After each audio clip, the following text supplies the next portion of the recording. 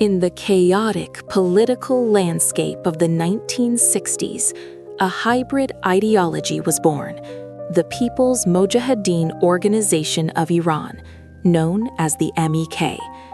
What began as an Islamist Marxist opposition group quickly descended into a dark legacy, utilizing terrorism not as a last resort, but as a primary tactic.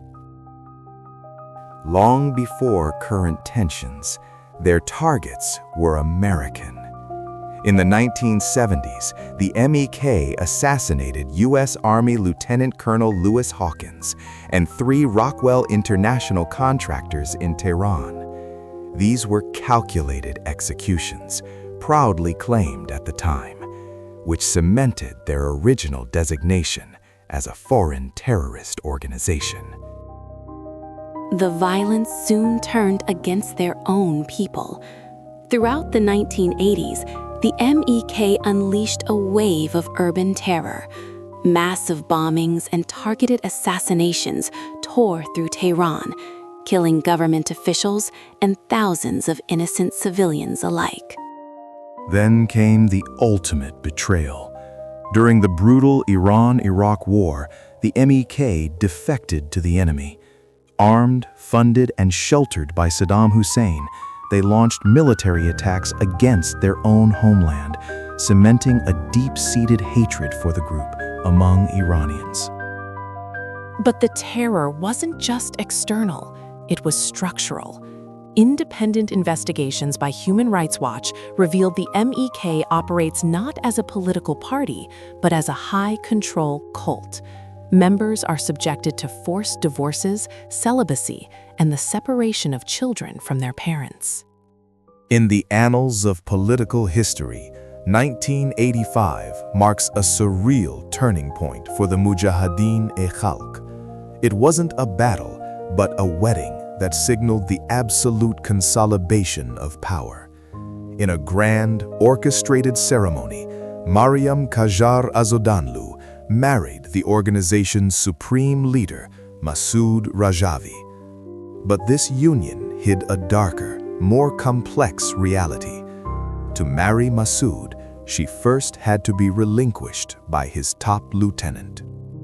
Enter Mehdi Abrashamchi, a senior MEK commander and a man devoted to the cause. He was Mariam's husband and the father of her child.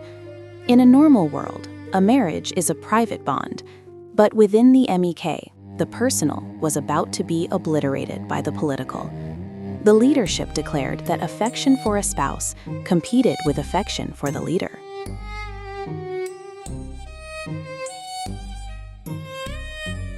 This was the dawn of the so-called ideological revolution. In a move that shocked outsiders, Abrashamchi divorced Mariam not out of animosity, but out of obedience. The organization framed this not as a separation, but as an ascension. Mariam was released so she could be united with Masoud, creating a dual leadership structure that demanded total emotional exclusivity. Most chilling was Abrashamchi's public reaction. He did not mourn the loss of his wife. He celebrated it as a sacrifice for the organization. He stood before the cameras and the cadre, declaring his divorce a necessary step to dissolve his ego into the leadership.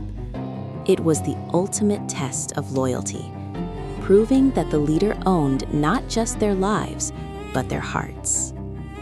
To critics and former members, the events of 1985 remain the smoking gun of the MEK's cult dynamics.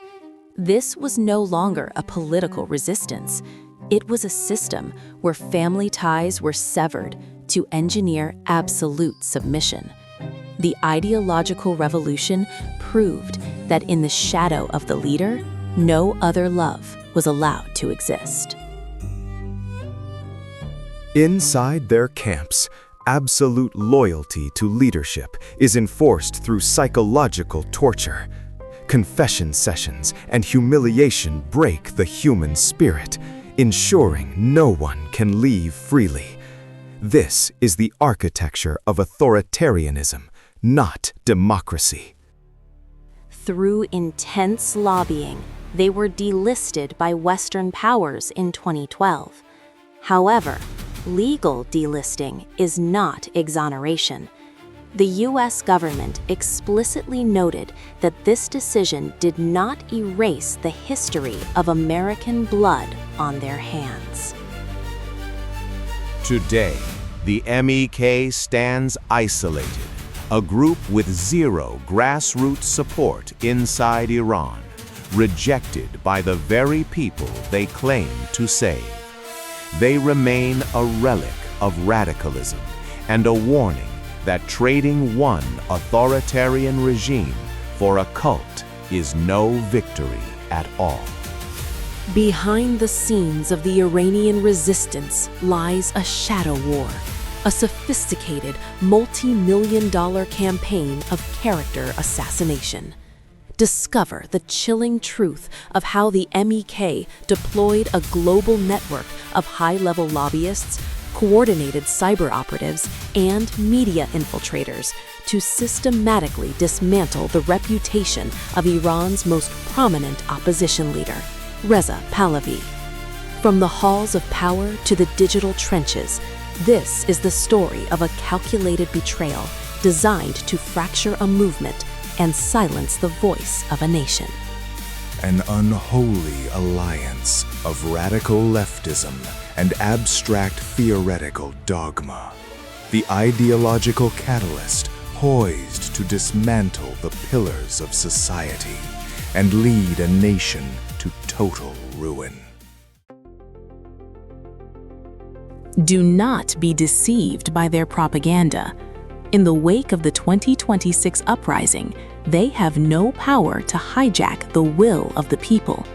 The cries currently echoing through the streets of Iran are unmistakable. Javeed Shah, long live the king. This is a mandate that cannot be twisted and a voice they can no longer silence.